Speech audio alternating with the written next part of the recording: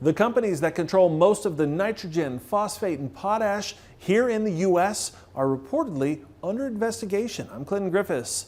Bloomberg is reporting the Department of Justice is investigating whether they colluded to raise prices. It says the companies under examination include Nutrien, Mosaic, CF Industries, Koch, and Yara International. Ag Day's Michelle Rook joins us from this year's Ag Industry Day in Grand Forks, North Dakota. Michelle, you hosted a panel discussion that was streamed live on AgWeb and our YouTube page, and this was a very hot topic.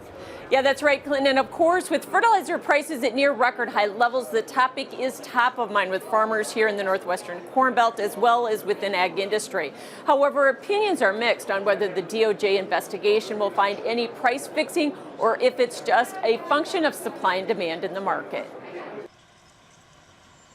Heading into the 2026 planting season, farmers are facing many economic headwinds, including high fertilizer prices. So is this just geopolitical, or are fertilizer companies really price fixing?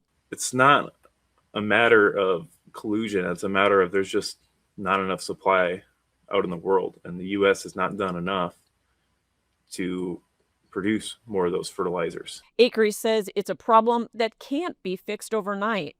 And I think the rhetoric is really starting to turn into this is a national security issue. This is a national food issue.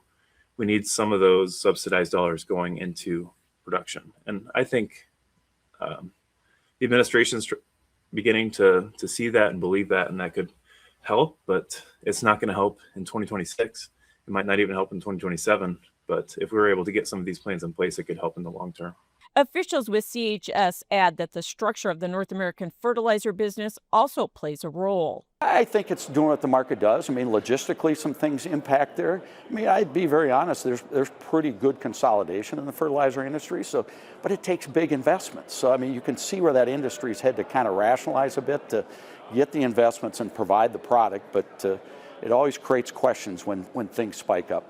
Farmers attending the CHS Ag Industry Day have mixed opinions on what's driving the fertilizer prices beyond just supply and demand.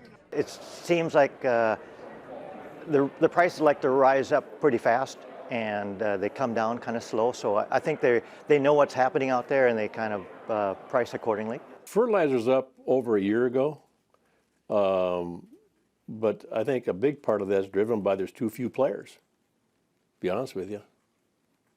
You know, when you have monopolies control fertilizer, that's what happens. However, it's hard to tell when you have an event like the Iran war also adding to the spike in fertilizer prices. I'm Michelle Rook reporting for Ag Day.